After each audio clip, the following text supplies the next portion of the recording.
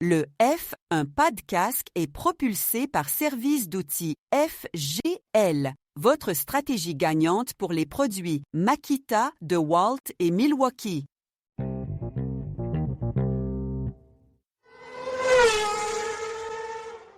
Lundi 4 mai, mon nom est Martin Simon avec un C, et il me fait plaisir de vous souhaiter la bienvenue à un autre épisode du F1 Podcast. Aujourd'hui, c'est notre retour sur Miami 2026 et on débute maintenant avec la journée de samedi.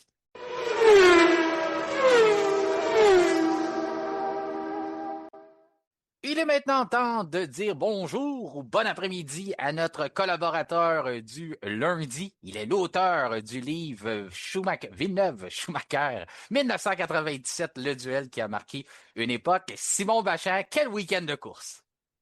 Ah, extraordinaire. J'ai adoré ça. Super Écoute, bon. bien sûr, on va suivre les étapes qu'on fait d'habitude, mais dans l'ensemble, là, peut-être que parce que ça fait 5 semaines qu'on n'en avait pas, mais moi, je pense que ça a été le meilleur week-end de course depuis la nouvelle ère de la F1, depuis qu'on a commencé avec ces nouvelles voitures-là. Je ne sais pas si c'est juste le fait qu'on a rejoué un peu dans les réglementations, on va en parler plus tard, mais pour l'ensemble, là, je ne sais pas si tu es d'accord avec moi, mais c'est le meilleur Grand Prix de Miami, ça c'est certain. À moins que tu veux me contrarier là-dessus, mais je pense que c'était le meilleur Non. Grand Prix de la saison, hein? Oui, je pense Ouais. que oui, surtout du fait qu'on avait deux équipes qui se battaient pour la victoire, et là de façon concrète. Et puis, ça a été serré, beaucoup de dépassements. Et oui, il y a eu un peu de dépassement, là où il y a peut-être des gens qui vont critiquer, mais je trouvais que c'était moins exagéré qu'auparavant, donc on a peut-être trouvé un meilleur équilibre. Et le spectacle était là. Le spectacle était là. Moi, j'ai trouvé la course super bonne. J'ai aimé les qualifications. J'ai même aimé la course sprint. Alors, moi, j'ai rien à redire, là. J'espère qu'on va donner une bonne chance à ces règlements-là pour au moins 10-12 Grands Prix, là. Mis à part quelques écuries, mais ça, il y en a toujours eu en F1, dirais-tu qu'on a retrouvé un semblant de parité? Parce que moi, j'étais prêt à dire ça, là, qu'il y a vraiment quelque chose qui s'installe. Le monde qui voulait donner le championnat, je sais que le résultat a peut-être pas été dans ce que les gens escomptaient, voulaient peut-être un changement complet, mais je vous dis quand même, quand tu regardes, il y a de l'espoir. Je sais que Mercedes n'avait pas apporté d'amélioration pour ce week-end, il y en aura du côté de Montréal, mais on voit que la bataille de développement va être omniprésente cette année parce que les gains sont significatifs lorsque les équipes apportent quelque chose. Oui, et je pense que c'est surtout vrai pour McLaren, là, où on ne se trompe pas souvent. Alors oui, la bataille du développement va jouer un rôle. J'aimerais peut-être qu'une autre écurie puisse remporter des courses, là, peut-être sur une base régulière, mais j'ai l'impression qu'on s'en va dans cette direction-là.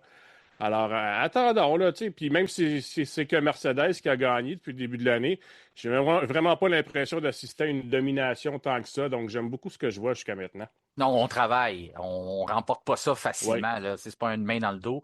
On doit travailler pour avoir nos résultats, puis c'est ce qu'on veut. Mais on voit qu'il y a de l'espoir pour d'autres écuries, puis ça va motiver justement les usines à apporter des améliorations, toujours en respectant le budget, bien sûr, mais justement de faire des choix judicieux, puis de savoir qu'il y a des récompenses au bout de la ligne, que les gains sont très grands, là. Tu sais, quand on prend, par exemple, comme je le dis, je ne vais pas tout rentrer dans tous ces détails-là, mais quand on regarde ce que Red Bull a été capable de faire, par rapport à ce qu'on avait avant la pause, donc ces 5 semaines-là. J'ai l'impression, tu sais, je t'avais dit, quand on a eu l'annonce, c'était triste de perdre 2 Grands Prix, puis je t'avais dit, je vais essayer de le prendre du côté positif, de dire que les équipes vont bien utiliser ce développement-là. Je me rappelle, tu m'avais dit, ben, j'aime mieux quand on fait notre développement en piste. Oui. D'accord avec toi, c'est toujours la meilleure façon, mais quand même, j'ai l'impression que ça vient un peu ça vient un peu consoler le fait qu'on a manqué d'F1 pendant tout ce temps-là, qu'on s'est fait priver de 2 Grands Prix au bout de la ligne sur une saison complète sur le championnat 2026, mais que il y a quand même eu une progression au niveau du spectacle. J'ai trouvé que le spectacle a été très intéressant. Puis j'ai trouvé que c'était le fun de voir justement que d'autres écuries pouvaient ramener puis nous donner un semblant de parité, ce qu'on avait avant la nouvelle ère. Oui, où on était rendu justement les premières années de l'ancienne ère, c'était une grosse domination Red Bull en 2022-2023, mais à la fin, oui, c'était McLaren qui était en avant, mais tu avais de temps à autre une victoire Mercedes, tu avais Verstappen qui allait chercher des victoires quasiment à lui tout seul vers la fin, puis il a fait aussi sa remontée l'an dernier, donc tu sais, il y avait quand même un partage. J'ai l'impression qu'on s'en va dans cette direction-là, qu'on pourrait même, peut-être même qu'à partir du début de l'été, là, je parle de quand on va retourner en Europe, Monaco, Espagne, tu sais, peut-être qu'une autre écurie va être capable de remporter des courses. Mais jusqu'à maintenant, Red Bull a été dans la course aujourd'hui avec Verstappen et Ferrari aussi avec Charles Leclerc. Donc, tu sais, c'est sûr que ça promet, là. Oui, ça promet, c'est ça, exactement. Puis on a les ajustements au niveau des moteurs aussi qui vont être faits par la Fédération internationale de l'automobile.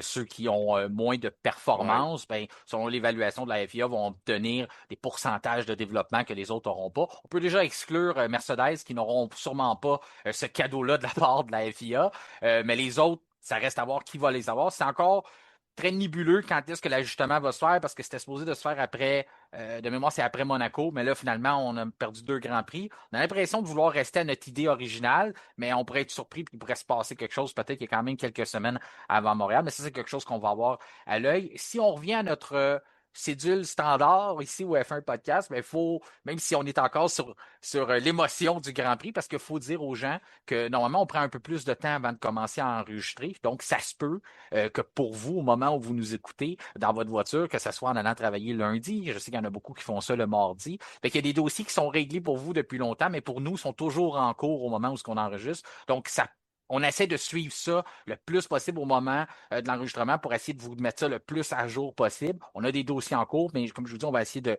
jeter un coup d'œil là-dessus en même temps pour essayer de vous donner le podcast le plus à jour possible. Si on retourne à notre horaire standard, ben, on va commencer par la journée de samedi. C'est un week-end sprint. Il y a énormément de choses à décrire et à analyser. Mais avant, une nouvelle très triste, une nouvelle qui t'a touché aussi, qui m'a touché parce que Alessandro Zanardi, qui s'est éteint dans la nuit de vendredi à samedi, si je ne me trompe pas, mais l'annonce est sortie samedi matin. C'est un pilote qui a été assez marquant. Peut-être pas en Formule 1 nécessairement, même s'il y a eu 2 passages, mais c'est quelqu'un qui a quand même marqué l'histoire de l'automobile.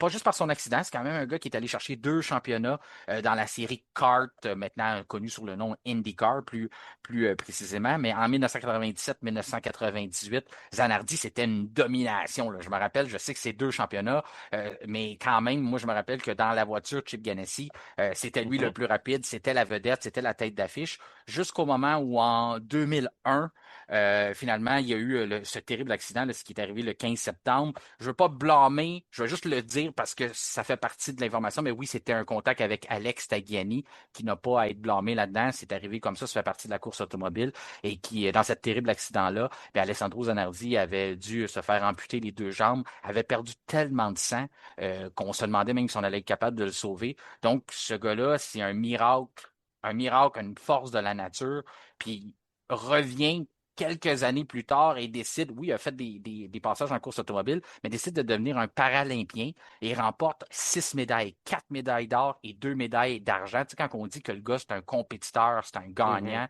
euh, tu regardes là, sa vie, Alessandro Zanardi, c'est un film. Il y a un film qui doit être Oui. fait Ah là-dessus oui, oui, oui. un jour. C'est un exemple de persévérance, que ça soit pour un livre, peut-être une suggestion pour toi, Simon, mais que ça soit pour pour un livre ou surtout, je trouve que ça se prête bien pour le cinéma.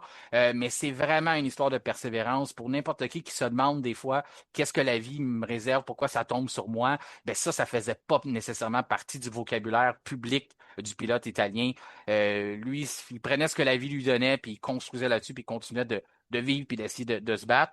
Puis, croyez-le ou non, pour les gens qui ne sont pas familiers avec son histoire, après tout ce qu'il avait vécu, ben, un peu plus récemment, il avait été frappé par un camion, donc en juin 2020. C'est lui même qui avait rentré dans un camion, dans le fond, lors d'une course à vélo et il avait subi des traumatismes crâniens. On ne sait pas la cause du décès encore. Ça pourrait être des complications de ce qui est arrivé. C'était plus discret, plus effacé, on le voyait moins. Mais si tu avais un petit mot à dire sur Alessandro Zanardi qui nous a quittés. Oui, ben premièrement, je veux te féliciter de dire Alessandro, hein, parce que c'est son vrai nom. Oui, Et moi-même, des fois, je me surprends à l'appeler Alex, là, parce qu'on a pris cette habitude, mais mhm. c'est bel et bien À l'américaine. Alessandro Zanardi, Oui. ouais, c'est ça. Mhm. Moi, Martin, j'ai toujours eu une admiration pour les gens qui ont 2 carrières. Ceux qui, tu sais, qu'à un moment donné, ils disent, OK, c'est terminé ce passage-là, et là, je démarre quelque chose de tout nouveau. Je m'en vais dans une autre direction, je repars à neuf, puis je me lance là-dedans, et je réussis ma 2e carrière. J'ai une admiration pour ces gens-là. Et lui, Alessandro Zanardi, sa 2e carrière, elle lui a été imposée par Oui. son accident. Donc, c'est un choix qu'il a fait, oui, mais il y a eu des circonstances qui l'ont quand même amené à faire ce choix-là. Donc, on rencontre tout le monde des obstacles dans la vie, puis des fois, c'est difficile, puis on perd le moral, puis je suis sûr que lui aussi est passé par ces étapes-là, mais tu as bien souligné comment il a répondu à sa résilience là, qui le caractérisait. Et Et sans vouloir blâmer, là je m'en vais vers Didier Pironi, sans vouloir blâmer Didier Pironi, qui a eu un accident qui lui a coûté aussi ses deux jambes en Formule 1, il Oui. lui a coûté sa carrière. Et Pironi, lui, et là je ne veux pas que ça soit perçu négativement, mais il n'a pas répondu de la même façon les années après son accident, quand il s'est rendu compte qu'il ne reviendrait jamais en Formule 1. Il y a eu des grandes périodes de déprime, et tellement qu'à la fin, il s'est tué dans une compétition de bateau. Et il était rendu tellement amer par rapport à la vie qu'il y avait un peu rien à perdre. Zanardi, j'ai pas senti ça. Zanardi avait toujours voyé les choses positivement. Des défis qui se sont posés devant lui, il les a relevés avec brio. Donc, et je reviens, il a réussi sa deuxième carrière. Alors, et ça, là, je parle de ça, puis quand tu as parlé de son passage en kart, son pilotage agressif qui Ah faisait oui. qu'on avait vraiment envie de l'aimer. Tu sais, c'était spécial à l'époque. Lardy en Formule 1, quand il est arrivé, il n'a jamais vraiment percé. Il était chez Lotus. Benetton l'a utilisé un petit peu. Puis là, oups, il n'y avait comme plus rien. Il se retrouve en série kart, il se met à dominer. Il se met à gagner régulièrement. Puis après ça, il devient champion. Et là, il dit OK, mais j'ai une chance de retourner en Formule 1. Je vais me réessayer. Malheureusement, et au grand. Frank Williams aurait vraiment aimé que ça fonctionne avec Zanardi. Il avait une affection pour le pilote et c'était réciproque, mais malheureusement, ça n'a pas fonctionné. Donc, il retourne en série kart et là, ça allait moins bien, puis il y a eu cet accident dramatique. Mais malgré tout ça, il n'a jamais abandonné, et même retourné à conduire des voitures de tourisme 10-12 ans après son accident. Alors, tu sais, je l'ai dit, on rencontre des obstacles dans la vie. Comment on réagit face à ces obstacles-là? Ben, Zanardi, c'est un exemple à suivre. Ouais, puis tu faisais bien de nommer Pironi, puis je comprends exactement dans le sens que tu voulais donner. C'est pas de façon négative ou blâmée, c'est que plus souvent qu'autrement, c'est la réaction que les gens ont face à un obstacle comme ça. De se demander pourquoi ça m'arrive à moi, puis d'en vouloir un peu à la vie après ça. Puis encore là, on n'est pas dans cette situation-là, donc on peut pas dire si c'est de même qu'on réagirait. C'est juste que de voir quelqu'un qui prend un autre chemin totalement. Il y a parfois, j'avais l'impression qu'on se sentait plus mal pour Alessandro que lui se sentait mal pour lui-même.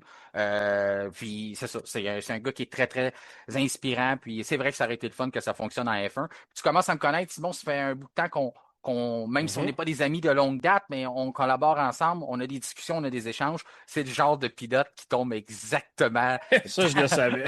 ouais, dans mon genre de pilotage que j'aime. Donc, Alessandro Zanardi, ben, il nous a quittés. Encore là, c'est beaucoup trop jeune à l'âge où il nous a quittés. Si on va maintenant dans le week-end sprint, là, je dois faire une parallèle avec ça parce que félicitations à la F1. Je trouve qu'ils ont fait ça de la belle façon. On s'est reviré vite, hein, puis on a fait ça de la bonne façon. Minute de silence, puis on voyait que les gens avaient été vraiment touchés par son passage.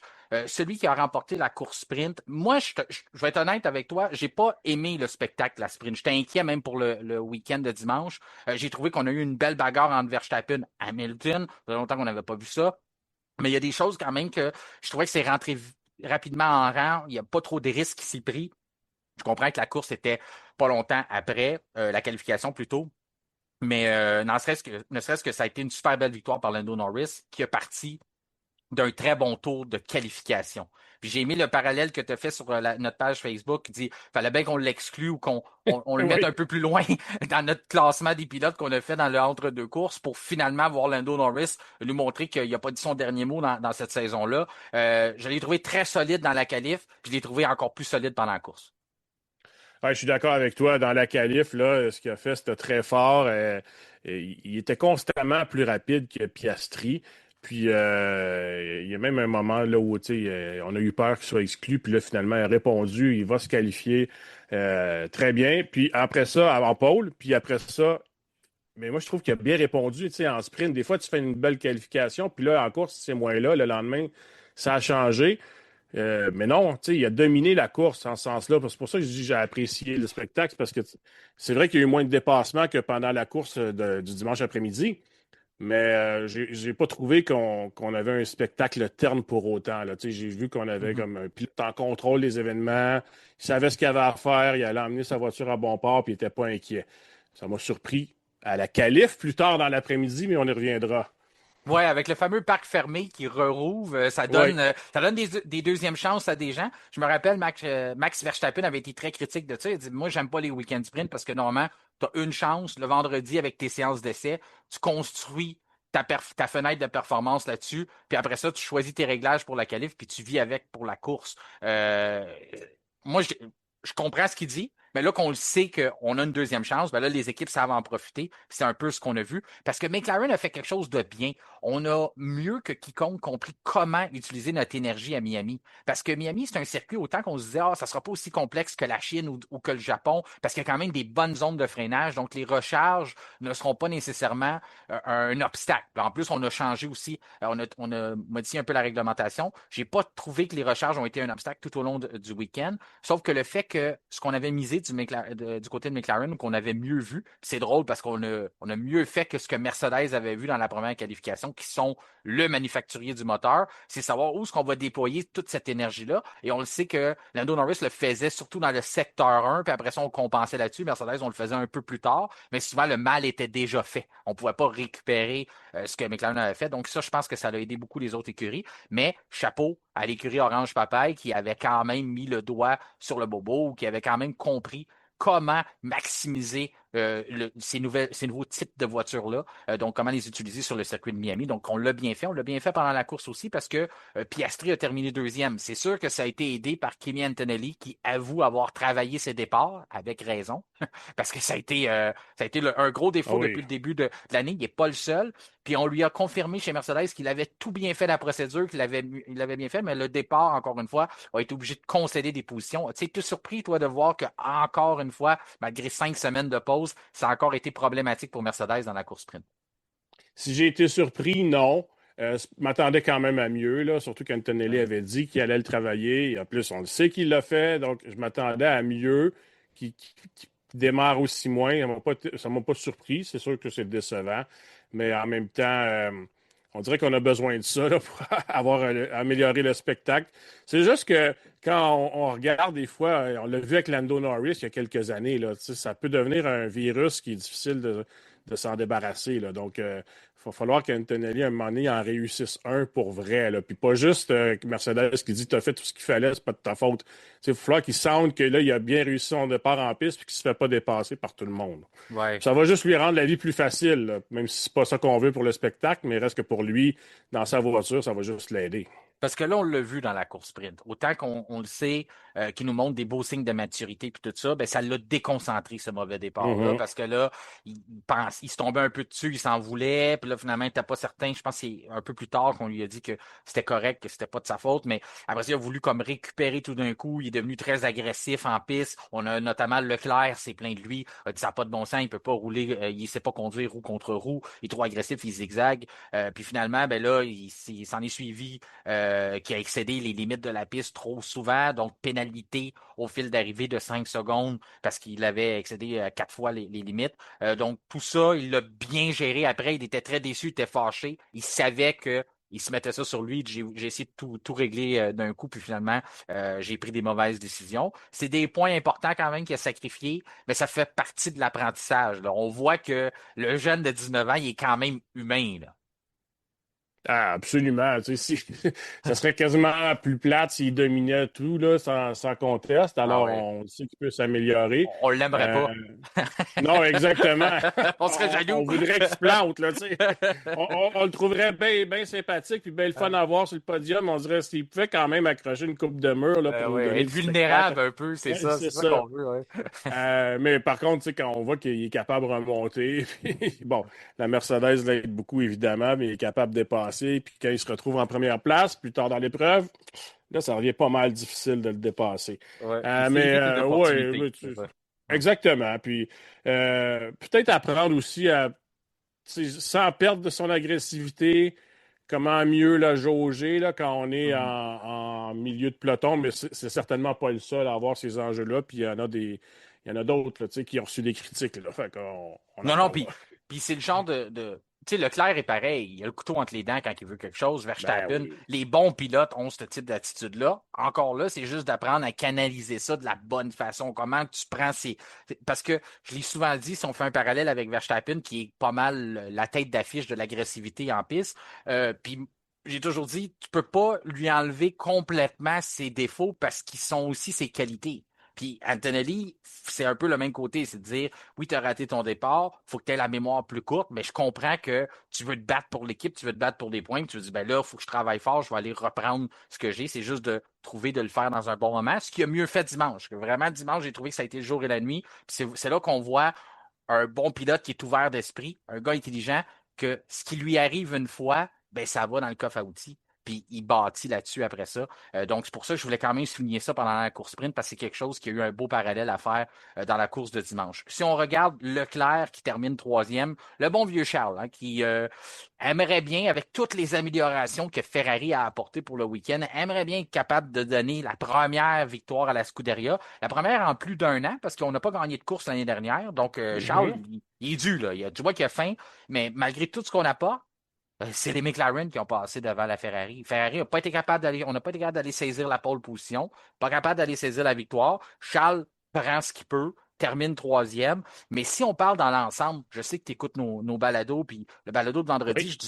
je disais à François, avec tout ce qu'on a apporté du côté de Ferrari, est-ce que ça serait pas catastrophe si on ne réussissait pas justement à gagner au moins une course en fin de semaine ou à signer une pole, était un peu plus modéré là-dessus sur ces propos-là. Mais quand même, dans l'ensemble, quand je regarde ça, je me dis, on s'est fait passer par deux McLaren. On était la deuxième écurie depuis le début de la saison. Je pense pas que c'était vraiment discutable là-dessus, que c'était entre Mercedes et Ferrari. Puis là, on apporte 11 améliorations à la voiture. Bravo, on a des idées, on est créatif. Mais finalement, c'est l'écurie Orange Papaye qui passe devant.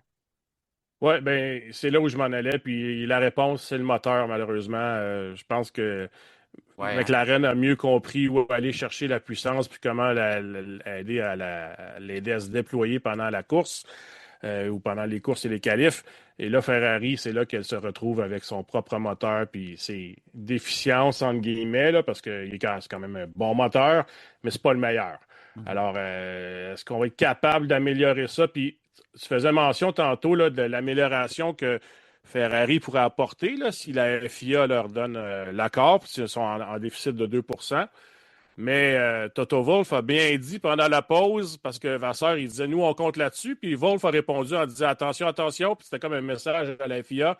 Ça, c'est quelque chose, ces améliorations-là, qu'on accepte pour resserrer le plateau, mais pas pour changer l'ordre de force. Exact. Autrement dit, c'est pour que Ferrari se rapproche de Mercedes, mais pas pour passer devant. Sinon, là, ça va moins bien passer du côté de Mercedes, puis on pourrait le comprendre.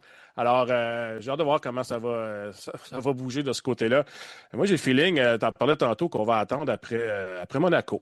Parce qu'on n'est Parce pas que là de faire une lecture assez claire c'est ça. présentement. Ouais. Ça Puis le se peut, ça. spectacle est bon, il n'y a pas une domination à tout casser de Mercedes, là, donc à ce Mhm. moment-là, on est moins dans l'urgence d'agir. Ouais. Mais moi, je pense que où ce que faut que ça soit fait judicieusement, c'est vraiment dans le cas de Ferrari, parce que l'écart, comme tu dis, est-ce que 2%, c'est pas justement faire balancer les leaders au championnat, puis ou justement mettre les rouges en avant des voitures argent et noir. Tu sais, c'est ça qui est dangereux. 2%, c'est beau sur papier, mais en piste, concrètement, ça équivaut à quoi? C'est quoi que ça va leur donner? Exact. C'est pas évident de mettre un chiffre sur ce qui manque. C'est sûr qu'il y a des écuries. Si tu me demandes de mettre un chiffre sur Aston Martin, on peut peut-être s'obstiner s'il leur en manque 5, 10 ou peut-être même 15%. Les autres, c'est plus facile de pas te tromper. Mais comme tu dis, 2% pour Ferrari. Si tu fais qu'après ça, ben, c'est Leclerc et Hamilton qui gagnent les courses, ben, encore là, on aura le droit d'utiliser un mot qui était très redondant depuis le début de la saison, mais on pourrait dire que c'est quasiment artificiel. Oui, exact. Puis je pense que personne ne veut d'un championnat où là, la FIA permet à Ferrari d'améliorer son moteur, donc passe en avant. Après 6 autres Grands Prix, ah ben là, Mercedes, vous êtes en déficit, vous pouvez améliorer votre moteur. Donc Mercedes recommence à gagner des courses. Là, on aurait l'impression d'assister à quelque chose qui est artificiel ou fabriqué, comme tu le dis. Donc, La je pense qu'on veut manipulation. vraiment, Ouais, c'est c'est ça, ça. on veut Ouais. vraiment que ça se joue sur la piste de façon sportive le plus possible. Même si, tu sais, on va pas être naïf, mais j'avais quand même apprécié cette spécification de Wolf-là, même si on sait qu'il a ses intérêts à cœur en premier lieu, là, avant le spectacle. Oui, non, non, mais je comprends ce qu'il dit. Je comprends ce qu'il dit dans le Oui, sens oui, que. absolument. Parce que tout le monde était Sur le plan d'accord. sportif, je suis d'accord. Ouais, parce que tout le monde était d'accord quand ils ont implanté ce règlement-là l'année dernière, que ça serait en prévision de 2026. Tout le monde était d'accord pourquoi c'était là. Puis là, je comprends que Toto Wolff, il relève la main pour dire, moi, j'étais là dans la rencontre, j'ai donné mon accord, mais faut se rappeler pourquoi qu'on a fait ça. Tu sais, j'utilise souvent l'expression de dire jouer à Dieu, puis c'est un peu ça qu'il faut pas que la FIA fasse, de décider de dire, ben moi, je vais niveler ça pour essayer de rendre ça intéressant, c'est correct, mais tu peux pas essayer de choisir qui gagne ou en Oui, tout cas. exact. Puis, pour juste replacer les auditeurs, c'est qu'on avait beaucoup peur qu'on revive 2014 où Mercedes était Oui, tout seul en avant oui. et que là, que personne d'autre soit. Mais on n'est pas là en ce moment. Donc, tu sais, il y a quand même une grande marge, là. Mercedes a gagné toutes les courses, d'accord, mais les courses sont serrées tout de même.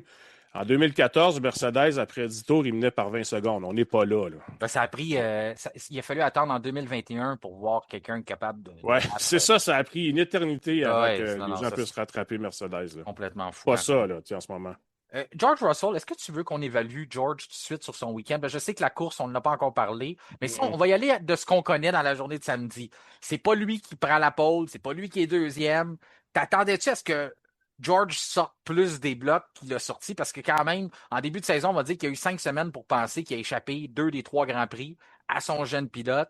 Ça avait l'air d'un championnat qui pouvait lui tomber des mains. Son opportunité d'être champion du monde devait c'est un long championnat, je comprends, il ne faut pas paniquer. Mais il se devait de sortir avec une belle performance. La seule chose, c'est que Miami, on dit depuis le début que c'est pas sa tasse de thé. Donc, énormément de difficultés à comprendre ce circuit-là ou à maximiser ses efforts dessus. Mais si on regarde juste dans la qualif de samedi puis la course sprint, es-tu un peu déçu de ce que George a sorti? Je vais dire oui. Ouais. Oui, parce que je m'attendais à ce que George arrive plus fort puis il désire replacer les choses.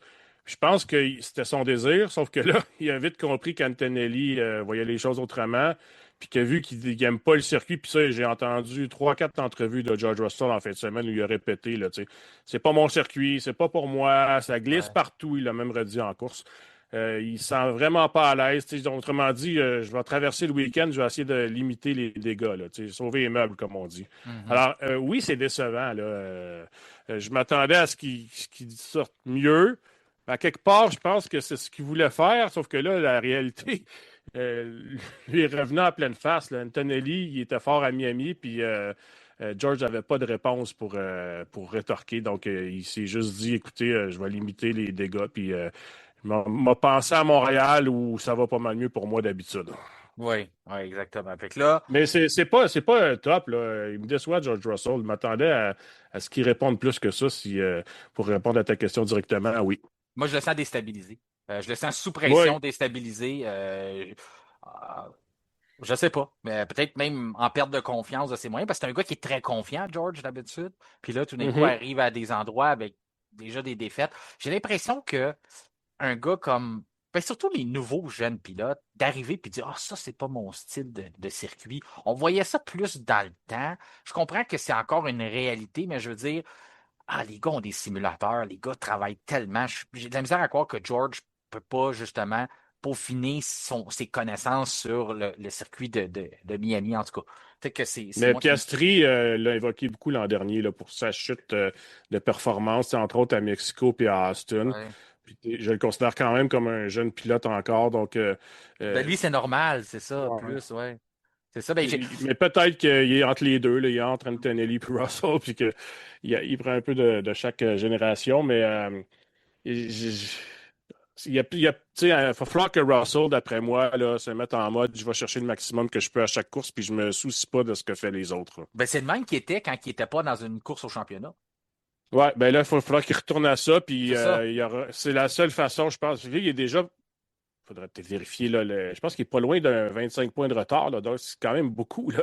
Ouais, on le regardera le Euh, classement il a tantôt. le Ouais. temps de revenir, mais c'est quand Ouais. même un bon écart. Là. Ouais, ben, c'est ça. Faut pas que tu laisses ça aller parce que il y a des autres équipes qui poussent. Il y a des gens qui vont venir diluer tes points à longue. Comme là, on l'a vu dans la course sprint. Oui, Ouais. Leclerc termine devant. T'as Piastri Norris. Donc, c'est trois pilotes de d'autres écuries qui sont venus te prendre des points que tu aurais pu prendre. En plus, ton coéquipier fait des erreurs à cause de son mauvais départ. Pas de sa faute, on le dit. Prend une pénalité, 5 secondes, se retrouve derrière Russell, derrière Verstappen. Donc, ça, c'est la belle opportunité parce que si c'était pas de ça, George terminait encore derrière Kimi Antonelli. Là.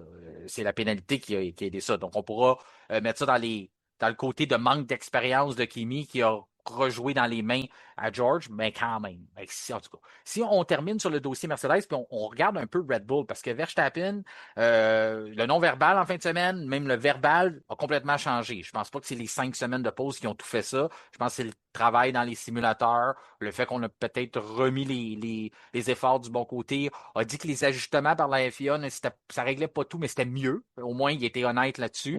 Puis après ça, ben là, la voiture, on lui donne une voiture où il peut être agressif. Parce que Max, si tu enlèves son agressivité, il n'y a plus grand-chose de ça. Là. Qui enlève ses ailes. Oui, exactement. C'est comme un pitbull pas dedans. Là. Ça fait plus grand-chose. Fait que C'est ça. Bonne analogie. Ça fait plus vraiment peur.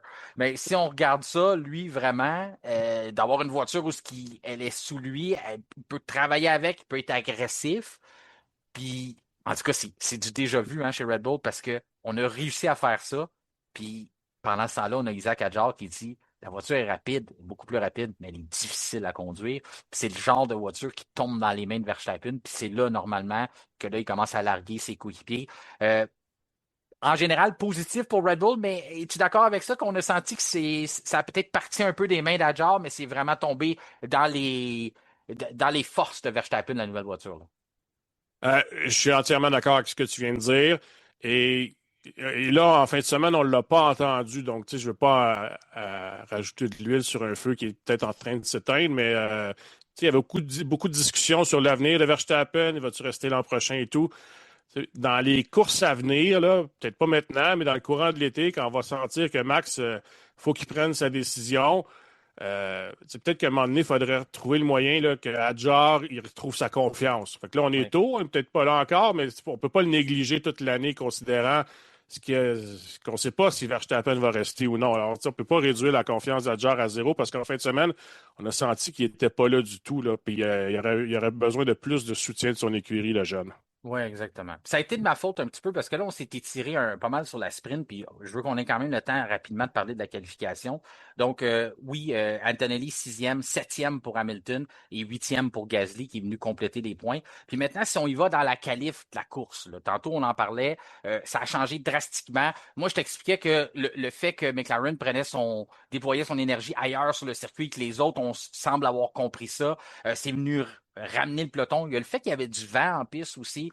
Oui, ça a beaucoup joué. Hein? Ouais, McLaren semble avoir été complètement affecté par ça parce qu'on traîne plus d'appui aérodynamique. Donc, c'est sûr que si t'es plus précis sur comment tu diriges le vent sur ta voiture, ben c'est sûr s'il y en a plus, ben à ce moment-là, ben tu peux être plus affecté, plus de turbulences. Mais Antonelli qui signe la pole, après, encore une fois, il nous habitue à ça.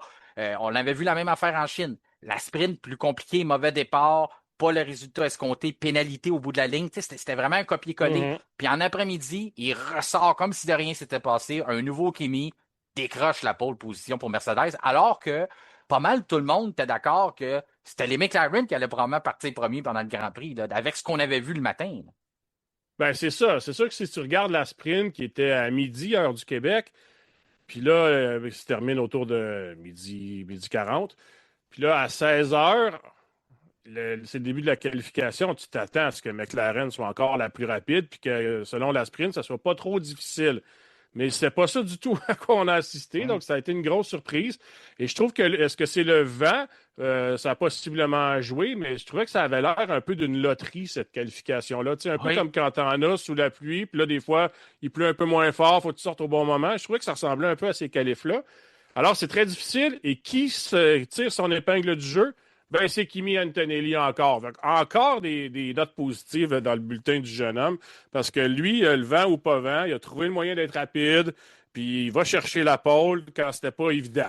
Alors, tu sais, je trouve qu'il en ajoute là, des positifs là, dans sa fiche. Il y avait tellement de confiance que là, il a essayé sa dernière tentative. Il en a mis un peu Ouais. trop. On va mettre ça dans la colonne des erreurs puis de l'apprentissage. Il en a mis un peu trop. Puis là, il a ouvert la porte. Il a ouvert la porte au pitbull avec des dents parce qu'ils les avaient en fin de semaine. Verstappen, qui, dans sa dernière tentative, est arrivé. Moi, j'ai été surpris. C'est quoi? Il était à 1/10. Je sais que Antonelli Oui. n'a pas fait de deuxième tentative, mais un peu plus qu'1/10 que Red Bull arrive deuxième pour la pole, puis qu'on est en dessous de 2/10 d'écart. Et ça, c'est tout un revirement de situation dans le championnat, là. Oui, celle-là, je m'y attendais vraiment pas. Puis je me demandais jusqu'à quel point c'était Verstappen, le pilote talentueux Ouais. qui était allé au-delà de sa voiture encore. Mais je pense, c'est sûr que ça a joué, là, mais je pense pas tant que ça. Je pense que la performance était là. Peut-être moins en course, là, on en reparlera, mais sur un tour, je pense qu'effectivement, la Red Bull n'était pas très loin des performances des Mercedes, puis même en avant des McLaren. Alors, ça m'a étonné. Et c'est arrangé dans le rayon des bonnes qualifs de Verstappen. Oui. Je pense que c'est un Même facteur si, des deux. Je pense que oui, c'est ça. la voiture est sous lui, il la comprend, fait que là, il prend les risques qui sont. Puis ça, c'est ce que je trouve bon de l'amélioration, de l'ajustement qu'on a fait aux nouvelles réglementations. J'ai trouvé que les pilotes pouvaient justement, comme les Charles Leclerc, les Max Verstappen, pouvaient aller à la limite de leur voiture, puis être récompensé. Puis en plus, le Max, non seulement pouvait le faire grâce à la réglementation, mais pouvait aussi le faire parce que la voiture sous lui permettait.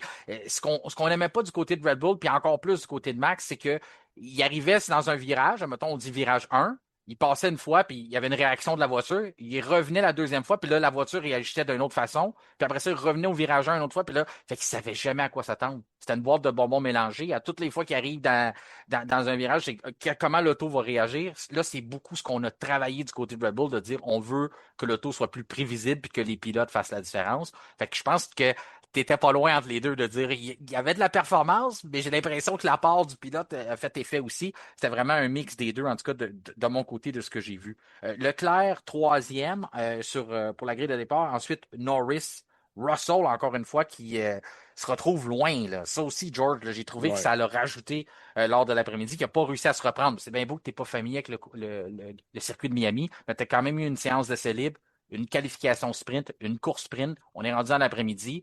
J'ai trouvé que c'était encore compliqué. D'accord avec toi, puis être à 4 dixièmes, c'est pas suffisant. Non. Je peux accepter qu'il y a des circuits où ça te convient pas, ça convient pas à ton pilotage, c'est pas ton meilleur endroit. Ça, je pense que c'est normal là, sur 22 ou 24 Grands Prix. Ça tombe peut-être au mauvais moment pour Russell, mais là, c'est juste qu'à un moment donné, il faut falloir que ça arrête tout simplement. Il faut falloir qu'il trouve le moyen, peu importe comment, d'être devant Antonelli en qualif, en course, fait quelque chose. Tu n'as pas le Ouais. choix. Là. C'est maintenant ou jamais pour Russell. Faut que tu montres que tu as des Pas- munitions. Faut que tu Ben répliques. oui, exact. Ça. Faut que tu sois Ouais. capable de. C'est ça, faut que tu sois capable de répondre aux jeunes. Là, Parce que lui, Maintenant, sinon, l'équipe va le savoir puis va dire ben écoute, on va regarder vers Antonelli, là, parce que rappelons-nous que Toto Wolff, lui, des luttes internes, là, il a dit j'ai déjà vécu ça, puis je ne veux plus trop passer par là. Il n'aura peut-être pas le choix de revivre ça, là, ceci étant dit. Mais si jamais il décide de faire un choix assez rapidement dans la saison, il faut que tu te positionnes avant. Là, puis ah c'est ouais. pas ça du tout là, pour Russell. Puis Russell, il faut qu'il ait les arguments pour se défendre auprès de Mercedes. Parce que là, Ben oui. présentement, il n'y en a pas vraiment, si on veut aller du côté d'Antonelli. Puis moi, je trouve où ce que c'est encore plus drastique pour George, c'est que Kimi va continuer de devenir meilleur. Il va prendre confiance, il va continuer son apprentissage. Donc, il n'y a pas la meilleure version de Kimi Antonelli encore. Donc, je le sais que ça va sembler antisportif, ce que je veux dire, mais il faut quasiment qu'il l'empêche de prendre cette zone de confort-là parce qu'après ça, ben, il peut être inarrêtable. Donc, ça, faut que ça s'adresse tout de suite. Je ne dis pas de lui faire des guerres psychologiques comme Lewis Hamilton faisait, mais je veux dire juste un bon résultat de temps en temps ou un temps chrono que l'autre se demande qu'est-ce qui se passe, ça peut faire le même effet que justement de voler son stationnement ou de voler sa bouteille d'eau ou de Oui, c'est ça. Il volait son lunch et où ma sandwich? Puis, comment ça, j'avais préparé avec soin. Non, non, tu as tout à fait raison. Puis, mais il y a quelque chose qui peut jouer pour Russell, c'est qu'actuellement, il y a beaucoup d'espace entre les Grands Prix. À partir de Montréal, ça va être aux 2 semaines. Et des fois même à une semaine.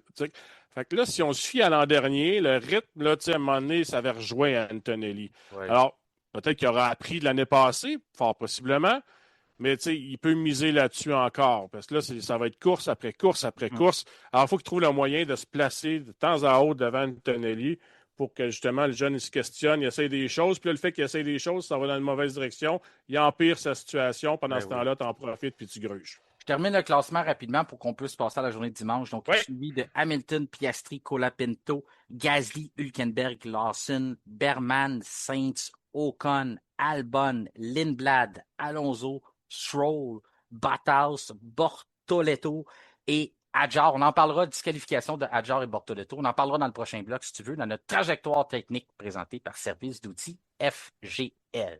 Et on passe au Grand Prix qui avait lieu dimanche à Miami.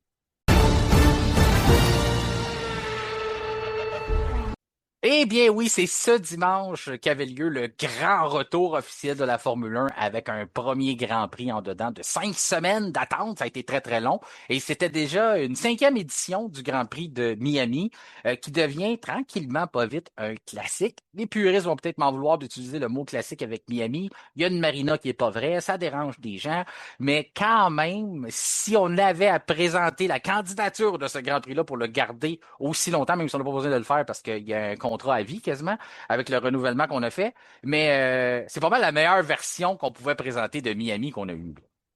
Absolument. Le Grand Prix de Miami a été bon cette année. Je ne veux pas dire qu'il n'a pas été bon les autres années, mais cette année il était spécial. Le circuit qui, honnêtement, m'allumait pas tant que ça, là, cette année, je l'ai trouvé très correct. Il y avait des dépassements, il y a une longue ligne droite, donc tu sais, c'est sûr que ça emmenait. Puis j'ai trouvé, oui, il y a eu des dépassements, mais pas trop le yo-yo racing. Là, donc tu sais, je pense pas qu'on va pouvoir critiquer outre mesure. Moi, j'ai bien aimé ça. Et d'ailleurs, je veux souligner le départ, là. Les pilotes sont tellement bons.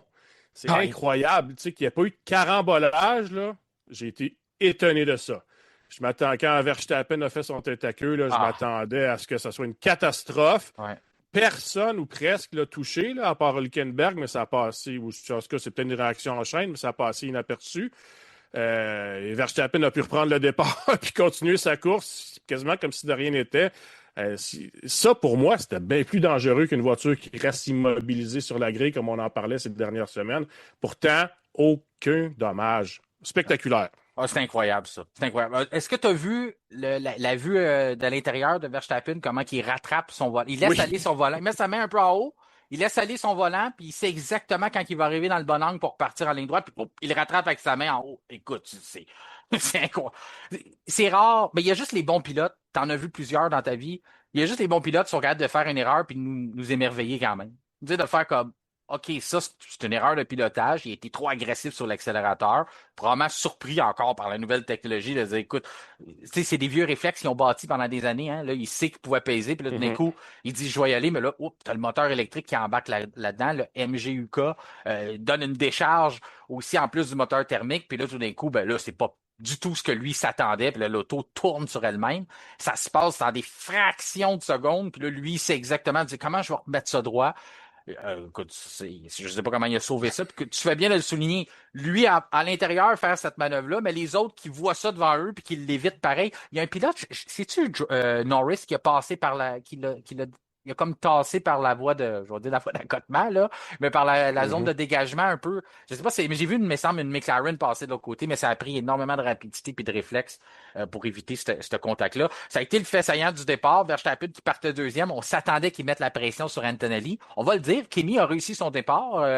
Peut-être pas le meilleur départ possible. Ouais, OK, Ouais. si tu dis ça. Ben, Moi, écoute, j'ai pas trouvé. Moi, j'ai pas trouvé, là. il a tellement été, ça a tellement été des départs catastrophiques que là, c'est rendu que ce qu'il a Ouais. fait, j'ai envie de le mettre dans la colonne des bons départs, mais tu as raison. En F1 traditionnel où si on s'était parlé l'année dernière, on aurait dit que c'était un mauvais départ. Là, cette année, on dirait que Exact. je mets la barre un peu Tu sais, plus si basse. Lando Norris avait fait ça l'année passée, on aurait dit Oui, encore bousillé exact. son départ, ça n'a pas T'as de bon raison. sens. T'as raison, t'as raison.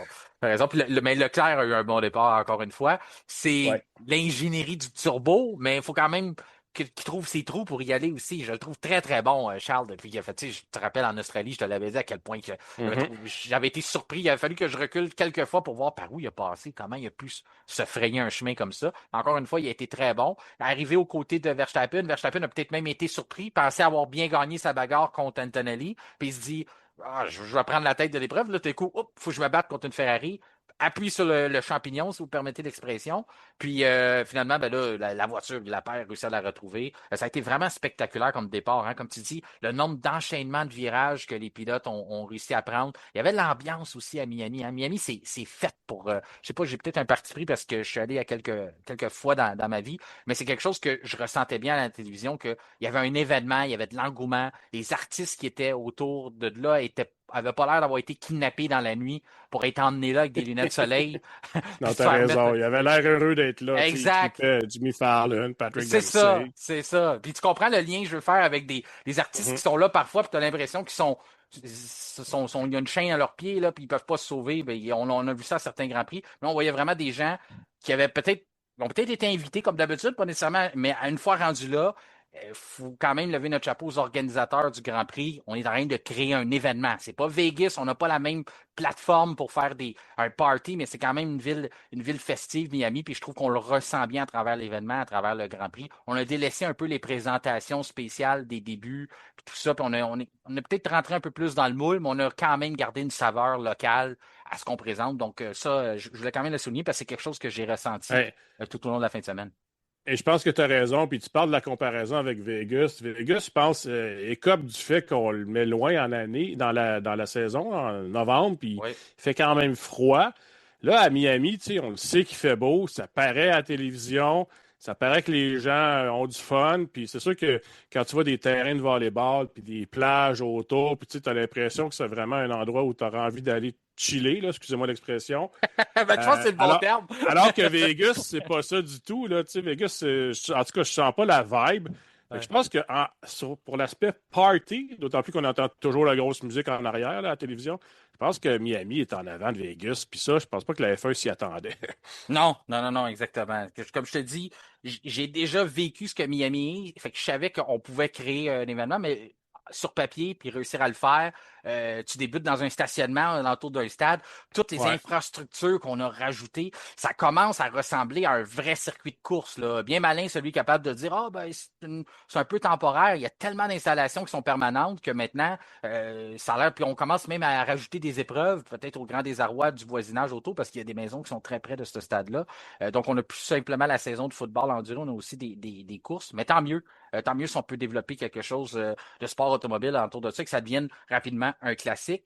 Ce qui est devenu un classique, bien, c'est les bagarres qu'on a eues tout au long du Grand Prix. On le disait, Verstappen bien, a été forcé de remonter le peloton, mais si on dit à tout seigneur, tout honneur, puis on commence plutôt avec le travail de Kimi Antonelli, parce que convertir tes 3 premières pôles en carrière en victoire, ça, c'est quelque chose qui pourrait rendre bien jaloux un Charles Leclerc, que lui en a plus Ouais. une belle trollée de qualification de pole puis qui n'a pas réussi à traduire en victoire. Donc, il peut être un peu jaloux du jeune Antonelli, là, qui semble faire ça un peu. Ça semble facile pour lui de dire ben, quand tu pars premier, tu réussis à gagner, mais c'est pas ça. Quand on va le voir dans quelques années, puis on va voir la stat, on va dire ah, il avait remporté ses 3 premiers Grands Prix. Ben, j'espère qu'on va avoir des Simon Bachand avec des excellentes mémoires pour nous rappeler ouais, mais ça avait pas été si facile que ça. Il avait dû travailler pour transformer ça en victoire. Puis c'est ce qui me force à dire, Simon, que ce qu'il n'a pas fait dans la course sprint, c'est de prendre ce qui vient à toi,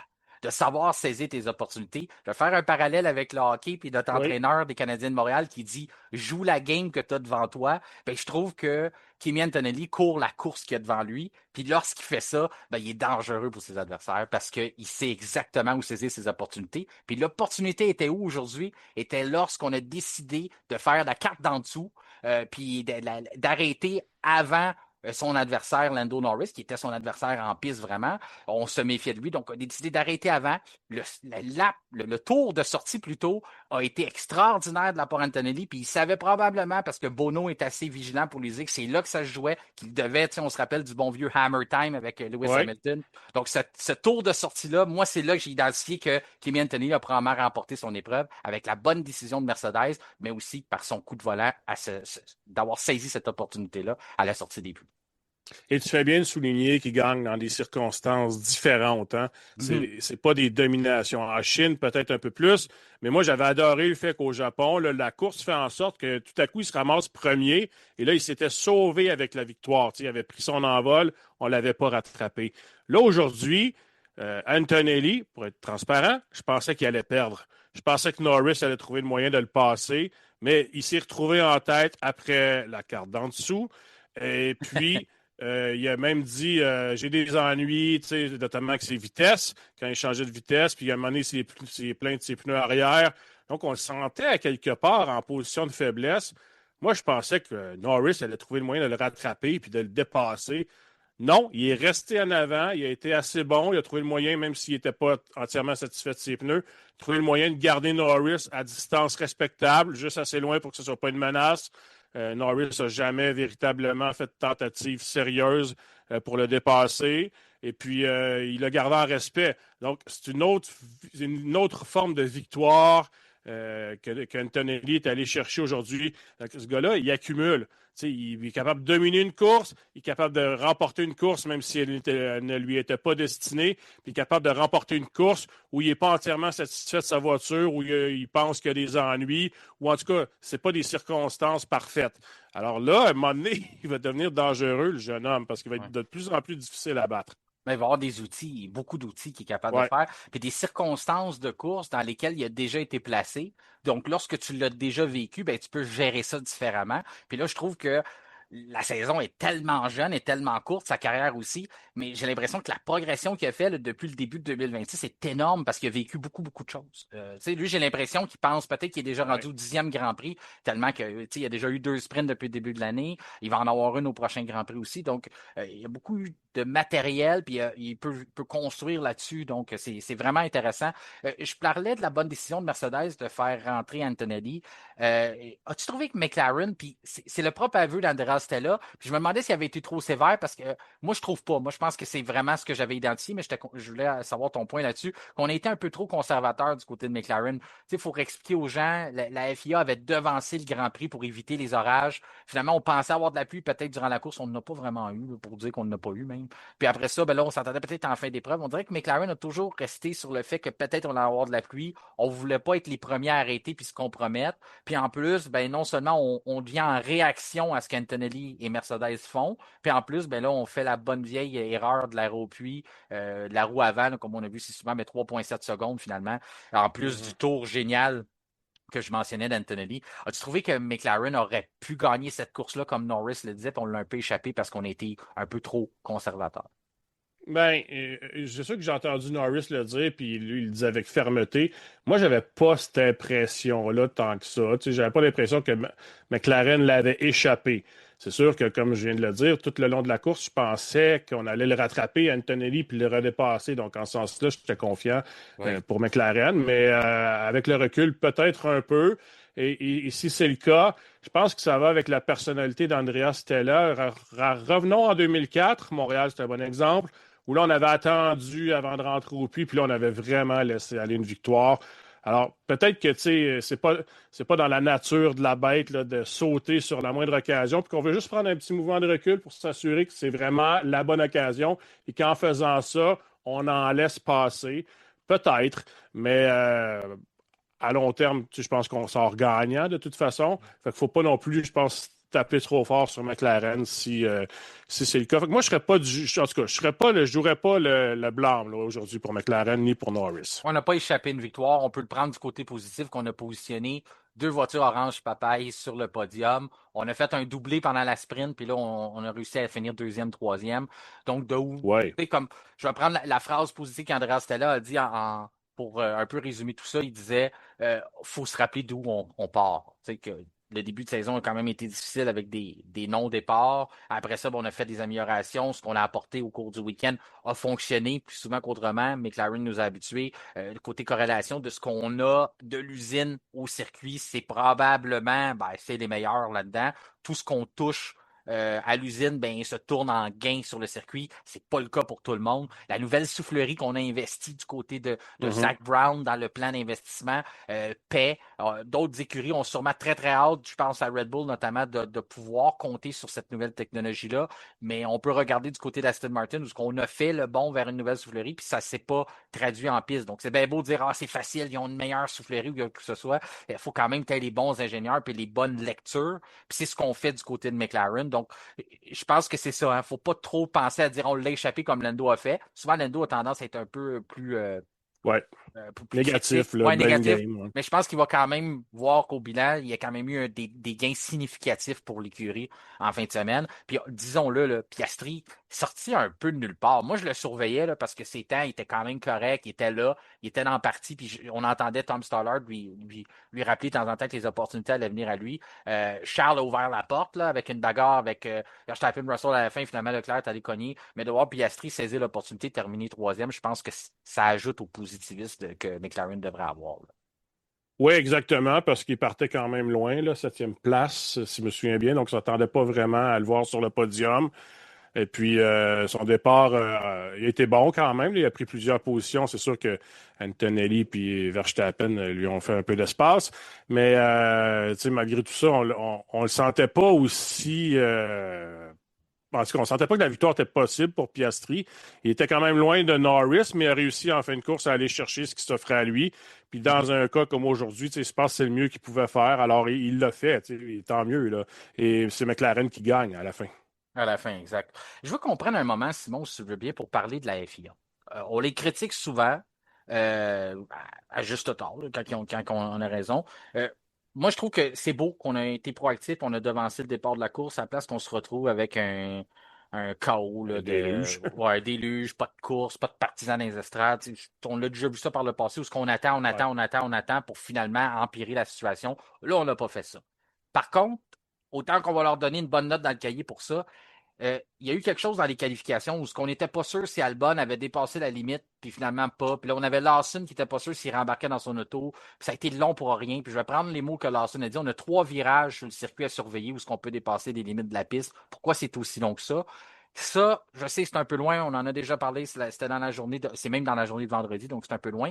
Mais Max Verstappen à la sortie des pluies, parce que là, c'est ça qui est sous enquête. On le regarde du coin de l'œil. C'est un dossier qui est en cours présentement qu'on surveille pour vous. Qui, à la sortie des pluies, a dépassé la ligne un petit peu trop vite avant la sortie. On a même élargi la ligne au cours du week-end parce qu'on voulait, en tout cas, augmenter la sécurité. On trouvait ça qu'il y avait probablement un danger là. Puis là, finalement, on dit, ben, on va analyser ça après la course. Est-ce que ça te dérange, ce genre de décision-là? Parce qu'il n'y a pas de nouvelles informations qui devraient leur provenir après la course, à part Verstappen qui va aller leur parler, puis ça serait vraiment surpris qu'il disait ah oui, moi je l'ai fait, j'ai traversé la ligne. Il ne dira pas ça. Là. Il n'emmènera pas de nouveaux éléments de preuve. Donc, est-ce que tu trouves que c'est quelque chose qui aurait dû se régler sur le dossier? Parce que là, on voit un beau résultat. Verstappen est quand même une bonne position.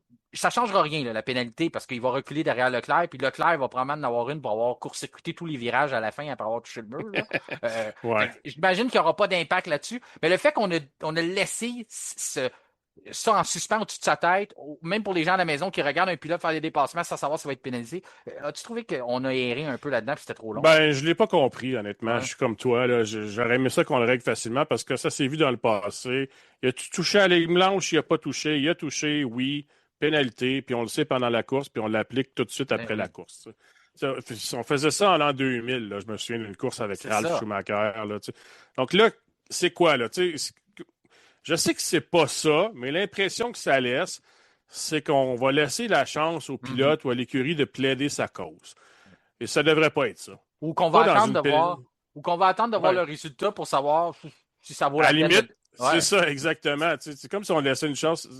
On va attendre de voir, tu sais, si jamais il gagne puis qu'il gagne par 2 secondes, ben là, on ne le pénalisera pas. Voyons, ça va être on va gâcher un beau résultat. Mais non, là, tu le sais ou tu le sais pas. Puis si tu le sais pas, les images sont là. Fait que je trouve pas que c'est justifié. Non. Puis, Non. Puis au pire, genre, je suis d'accord avec toi sur celle-là. Puis au pire, comme tu disais, si on décide de trancher, puis après ça, on décide d'aller en appel du côté de Red Bull, parce qu'on peut le faire. Donc, au pire, Ouais. trancher, c'est votre travail. Vous avez, tu fais bien de le dire, au début des années 2000, la technologie a tellement progressé aujourd'hui. Le nombre de caméras qu'on a, puis on est capable. Puis, tu sais, je vais être objectif, là. On a eu beaucoup de travail. Puis Max Verstappen est une des causes pour laquelle les commissaires ont travaillé beaucoup aujourd'hui. Il y avait partout ce qui passait sur la piste, il laissait des traces. Là. Il y avait des avertissements, puis les choses, mais ça c'est normal.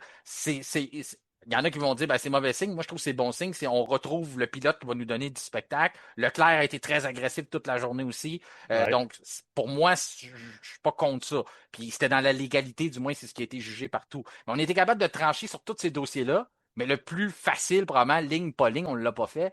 Ça, j'ai beaucoup discuté. Puis la situation de la qualification, où ce qu'on a un pilote qui est sorti de la voiture, puis qui aura probablement dû rester, puis que là, il reste là parce qu'il pense revenir. Finalement, on dit non. En tout cas, tu sais, j'ai trouvé qu'il y a eu des Ouais, moments comme je l'ai ça. pas Hein? aimé non plus. Non. Par contre, Lawson, je t'en reparlerai tantôt, mais c'est pas ce qui est de pire, ce qui lui est arrivé de pire ce week-end, là. Non, non, non. Ah, le coup avec Gasly. Ben, tu veux en parler tout de suite? Parce que l'accident de Gasly, ça fait longtemps que j'ai pas vu une voiture d'F1 faire des tonneaux. Là. Ça, Non, c'est. effectivement. Puis, mais moi, c'est pas ça qui m'a le plus choqué. C'est avant, puis je pense que c'est passé plus inaperçu. Ah, qui a Puis je laissé trouve ça. passer Max?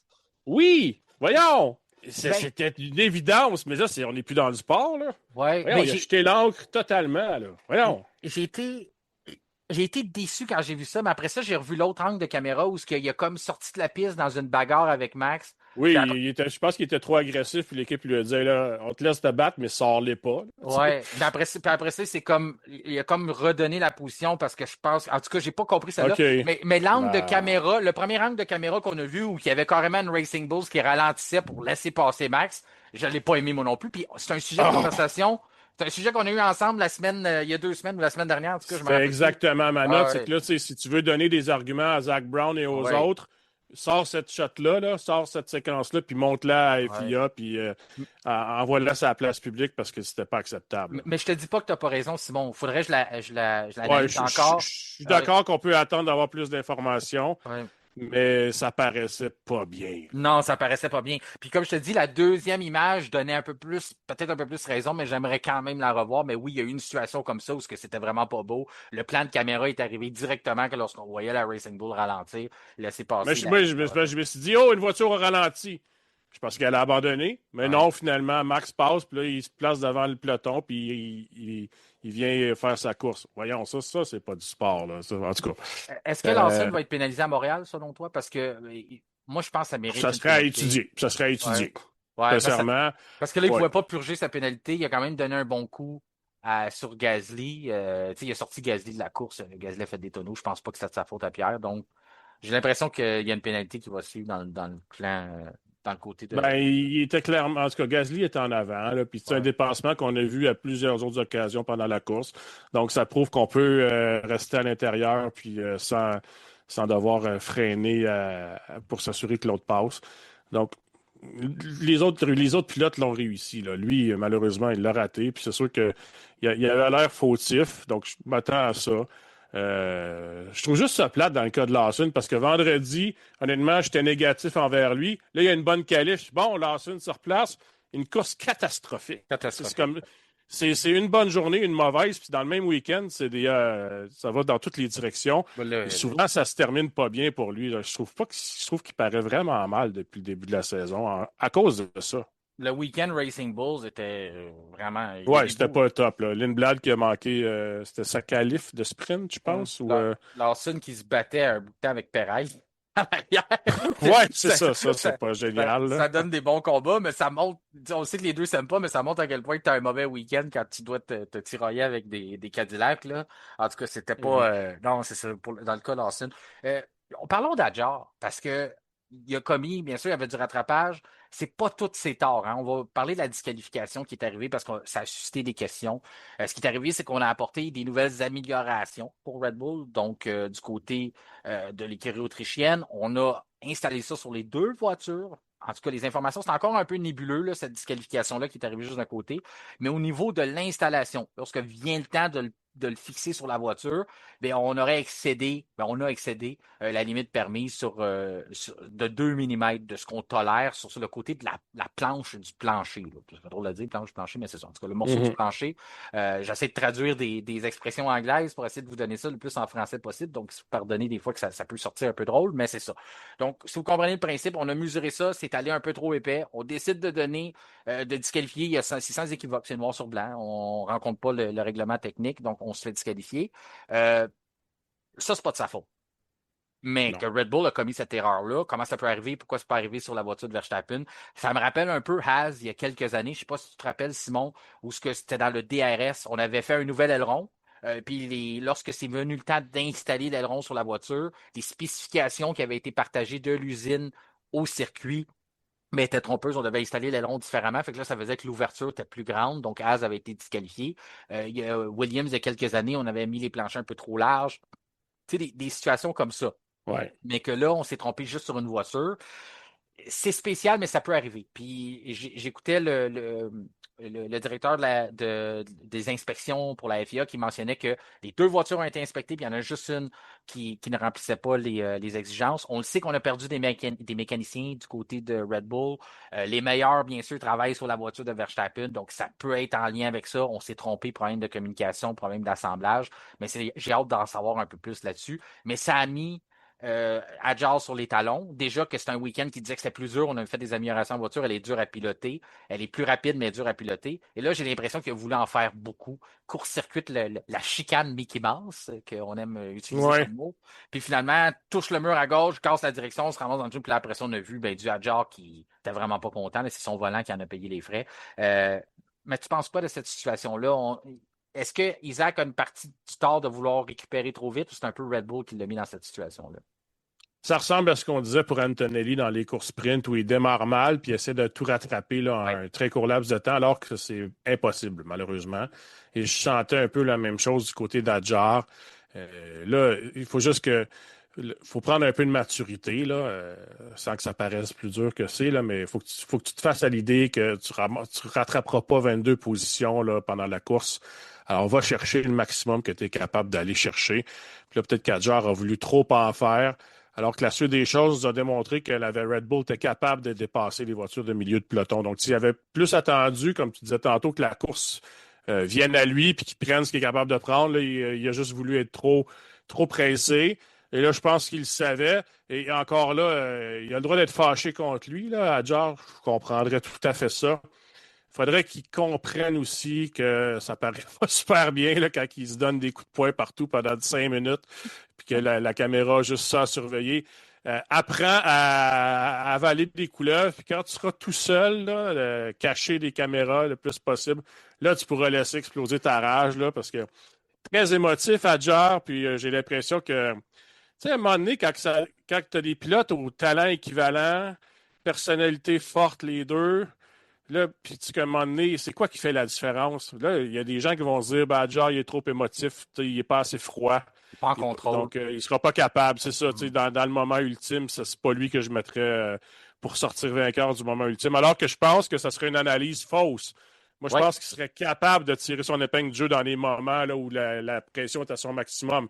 Alors, il faut juste qu'il arrête de nous démontrer ce trop-plein d'émotions-là, que je peux comprendre parce que moi, dans ma vie personnelle, des fois, je réagis comme ça. Mais c'est ça, à la caméra, à la face du monde, tu es toujours prêt à te faire juger, puis il y en a qui sont bons là-dedans. Donc, ça serait une bonne idée qu'ils fassent attention à ça. Et ceci étant dit, je veux juste dire par rapport à Adjar, on a changé de direction l'année passée. C'est maintenant Mekias qui est là. Ouais. Dans l'ancienne direction, on l'aurait laissé patauger en disant c'est à lui de se débrouiller, il faut qu'il trouve le moyen, puis s'il n'est pas capable, on en mettra un autre. J'ai l'impression que la mentalité n'est plus la même, qu'on va chercher des moyens pour l'aider, pour qu'il soit à l'aise, pour qu'il grandisse. Mais ça serait une bonne chose qu'on travaille là-dessus. J'espère que ce sera le cas. Parce que, tu sais, il est encore jeune, il a plein de talent, il ne faut pas le gaspiller. Là. Non, puis c'est un peu que ce que je disais tantôt. Je trouve que c'est un autre que ses défauts sont aussi ses qualités. Je pense que cette Oui. compétitivité-là, cette énergie-là, s'il la met à la bonne place, les résultats vont venir aussi. C'est sûr que c'était dommage de voir que ça a été un week-end très frustrant pour lui, je suis persuadé, avec la disqualification puis tout ça. Mais quand même, tu regardes d'un autre côté un gars comme Gabriel Bortoleto, qui a eu un week-end excessivement difficile encore une fois. Audi qui connaît des week-ends. C'est incroyable, Audi. Là. On est notre pire ennemi. On a des mauvais départs, on a des moteurs qui prennent en feu. On force nos mécaniciens à reconstruire des voitures dans des temps incroyables. Chapeau à eux qu'on a réussi à participer à la qualification après l'incendie. Hülkenberg n'a pas pu participer à la sprint à cause de ça. Puis la disqualification de Bortoleto, je veux l'expliquer un peu, même chose qu'Adjar, parce que c'est un peu comme dans la trajectoire technique présentée par nos amis de service d'outils FGL, une entreprise de troisième génération située à Laval où vous pouvez vous procurer les produits Milwaukee, DeWalt, ainsi que Makita, tous les bonnes marques premium, puis on répare aussi vos outils, puis on est une entreprise 100% québécoise. Donc, si on regarde dans la trajectoire technique, c'est pourquoi la disqualification de Bortoleto, c'était l'entrée d'air on appelle, dans le fond, dans les intakes. Je ne sais pas le beau français de ça, les tuyaux d'entrée. Donc, l'air qui vient rentrer dans le moteur du côté de la voiture Audi, bien, on en laissait rentrer trop grand. On en avait trop qui rentrait, donc plus que permis.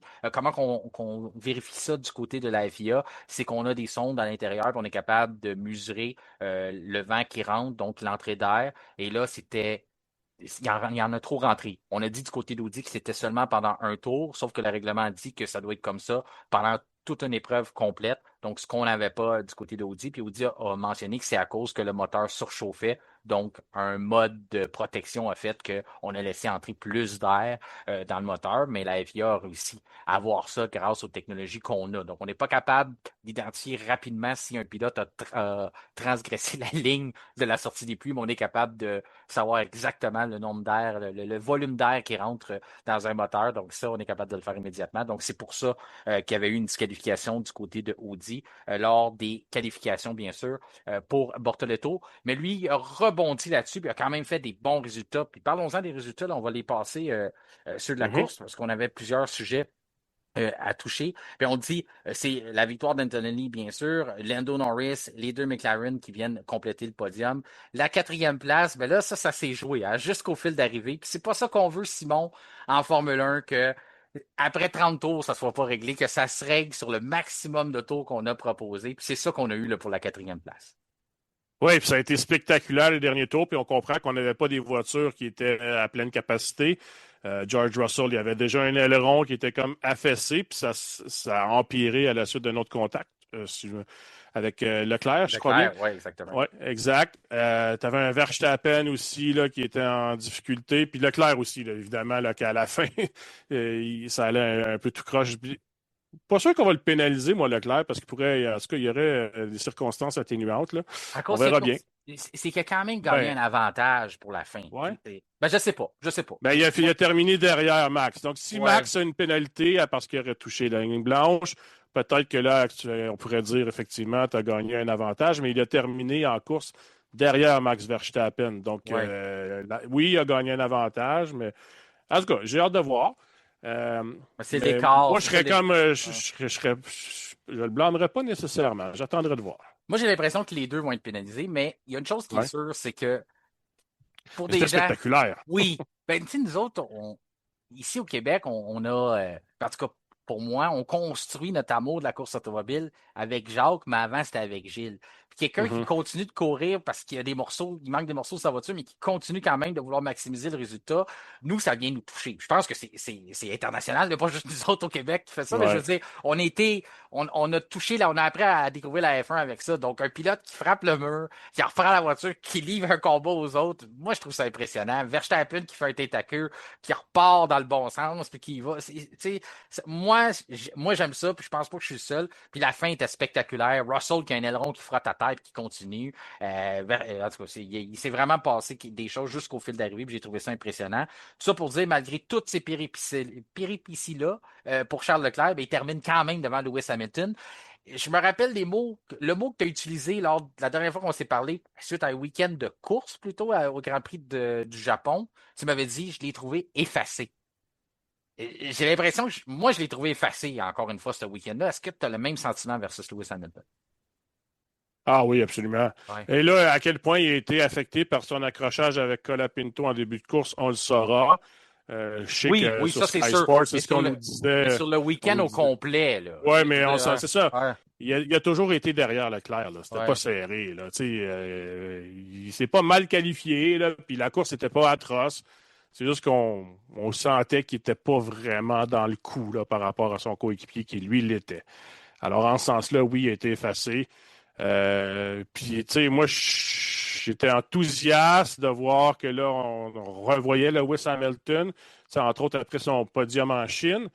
Mais tu as raison de dire que lors des deux derniers Grands Prix, on l'a moins vu, là. On n'a pas vu le Lewis Hamilton des grandes années, ça, c'est sûr. Ça commence à ressembler à l'année dernière. Pas aussi dramatique, mais je veux dire dans le sens que Chine, tout s'était bien passé, les beaux sourires, on envoie les baisers à la foule, puis on dit à quel point qu'on les aime. Puis après ça, ben là, Japon plus compliqué, puis après ça, on avait eu d'autres Grands Mhm. Prix, bien sûr.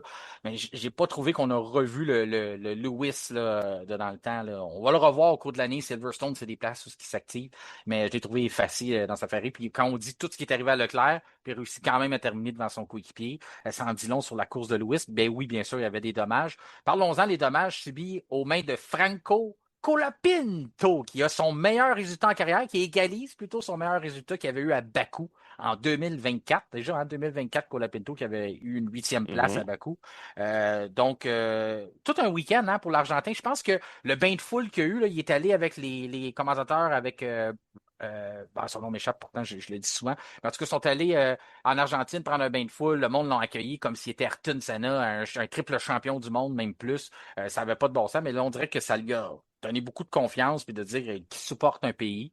Puis ça a été tout un week-end de course pour Colapinto. Il y avait 600 000 personnes à cet Incroyable. événement-là. T'imagines-tu? Ah non, C'est deux fois le monde qu'il va y avoir à l'île Notre-Dame là, pendant le week-end du Grand Prix. Pour le voir faire. Mais il était avec aussi la Mercedes de Fangio 1954. Ouais. Donc ça, c'était spectaculaire de le voir aller. Moi, j'ai trouvé Colapinto, je vais être très franc. Ted Kravitz, excuse-moi. C'est pas pertinent. Ted Kravitz, oui, le gars de. Je cherchais son nom, son nom. Vas-y, Simon. Colapinto, s'il n'y avait pas eu un bon week-end, j'y aurais tombé dessus. Oui. Parce que là, il est temps qu'il commence à se rapprocher de Gasly. Puis, honnêtement, j'étais rendu là. Mais là, je vais le féliciter. Parce qu'en plus, on lui a donné un châssis tout neuf et les résultats sont là. Puis dans une course où Gasly ne marque pas de points, ben, en contrepartie, tu as l'autre pilote qui va en chercher des points. Puis je pense qu'aujourd'hui, c'était pas mal le mieux qu'Alpine était capable de faire. On est le meilleur des autres. Hein, si on oublie les quatre grosses équipes. Donc, tu ne peux pas demander mieux à Colapinto pendant cette course-là. Puis en plus de ça, il a devancé Gasly en qualification pour la course sprint. Puis il l'a-tu devancé en qualification? Non, en tout cas, c'était quand même serré pour la qualification pour la course. Colapinto, pour moi, c'est un excellent week-end. Et enfin, on sent qu'Alpine a deux pilotes capables de fournir. Maintenant, il faudra le faire plus régulièrement, mais je suis très, très impressionné de voir ce qu'il a fait en fin de semaine parce qu'il était totalement là. On s'en est pas parlé, mais c'est notre pilote des cars du Grand Prix. Non, c'est exactement. Je pensais te surprendre, mais c'est lui, moi. Ouais, c'est mon pilote des cœurs de la journée. Oui, c'est le titre des cœurs, celui qui a surmonté, qui a levé son niveau de jeu, comme des cœurs incorporés qui sont des spécialistes dans le domaine des escaliers, donc de Laval à Tremblant. Si vous voulez faire affaire avec un service humain et professionnel des cœurs incorporés pour la conception d'escaliers ou même pour la vente de matériel relié aux escaliers des cœurs incorporés. Donc, Colapinto, qui est notre pilote des cœurs. Carlos Sainz, bravo à Williams. Sainz, Albon, qui réussissent à terminer les deux dans les points. Quoi qu'on a fait nos devoirs du côté de Williams. C'est pas encore parfait, c'est pas l'idéal, parce qu'on a profité de ce qui s'est passé en piste quand même, mais notre voiture semblait plus compétitive. Donc, de là, c'est positif. Pas de surprise, 11e, il est à sa position. Oliver Burman, qui finit plus souvent qu'autrement, 11e. Et j'en parlais tantôt, prendre ce qui vient à lui. Un week-end ultra difficile pour Bortoleto. Quand même eu une bonne qualification. Termine 12e. Il n'y avait rien de simple. Il n'y avait pas de routine dans son week-end. Les bris mécaniques, les disqualifications. Termine 12e pour Audi après des départs catastrophiques où on perd des positions. Donc, je trouve quand même que c'est positif. En même temps qu'il y a tellement de négatifs. Ça a été tout un week-end pour Alan McNish, sa première fois avec Audi, mais quand même avec Audi en F1. Ça a été tout un week-end occupé, mais quand même, on a bien survécu ça. Ocon, Lindblad, Alonso, Perez, Stroll, Bottas, Hülkenberg n'a pas terminé, Lawson non plus, Gasly pour les raisons qu'on a évoquées et Hadjar aussi. Même chose. Ton pilote du jour, Simon. Kimi Antonelli. Pas bien le choix. M'attendais à ce qu'il perde, puis il a gagné. Je m'attendais à ce qu'il termine deuxième, et il a gagné. Donc, tu sais, à quelque part, je trouve qu'il a tiré son épingle du jeu. Il s'est démarqué devant Norris. Puis ça ne devait pas être si facile que ça derrière le volant. Et il a gagné pareil. Alors, moi, je lui donne ça.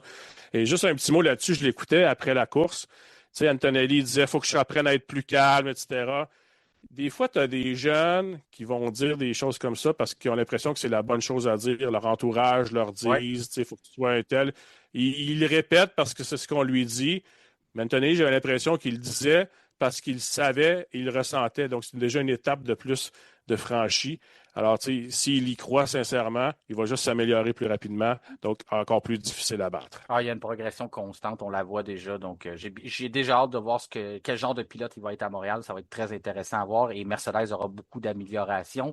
Mon pilote du jour, je suis allé avec la tendance, les gens l'avaient choisi, je voulais faire du 43 parce que ça aurait été Antonelli aussi, j'ai pris Max Verstappen pour son spectacle, son tête à queue, son remontée dans les pelotons. Et les gens qui veulent se prononcer sur le pilote du jour, c'est notre question du jour présentée par Sauna Viking, des experts dans le domaine du sauna. Prenez rendez-vous pour aller les voir du côté de Laval. Ils vont pouvoir vous aider, que ce soit un sauna à l'intérieur ou à l'extérieur. Simon, je te remercie d'avoir été avec moi encore une fois aujourd'hui et je te souhaite une excellente semaine. Et on se reparle bientôt à Montréal. Avec plaisir. C'est ce qui conclut notre épisode du lundi 4 mai et la nouvelle est tombée tout de suite à la fin de cet enregistrement et je voulais quand même vous en faire part, comme quoi on a confirmé La pénalité dans le cas de Max Verstappen, pénalité de 5 secondes pour avoir franchi la ligne à la sortie des puits. Et celui qui est le plus pénalisé, c'est dans le cas de Charles Leclerc. Lui, il reçoit 20 secondes pour avoir court-circuité les derniers virages de l'épreuve. Donc, il en paie la note. Il est relégué au 8e rang pour cette journée. Max Verstappen n'est donc pas affecté avec ces 5 secondes puisque Charles Leclerc est relégué beaucoup plus loin dans le classement. Merci encore une fois d'avoir été là. Notre prochain rendez-vous sera vendredi le 15 mai avec notre formule entre deux courses où je recevrai certains de nos collaborateurs afin de discuter des sujets de l'heure. Mais d'ici là, je vous invite à nous rejoindre sur les différents réseaux sociaux, notamment sur Facebook, Instagram, LinkedIn, et à vous abonner à nos chaînes Spotify, Amazon Music, ainsi que YouTube, et appuyer sur la petite cloche, question de recevoir une notification lors de la publication des nouveaux épisodes. Mon nom est Martin Simon, Simon avec un C. Je vous remercie de faire confiance au F1 Podcast et je vous souhaite une excellente semaine.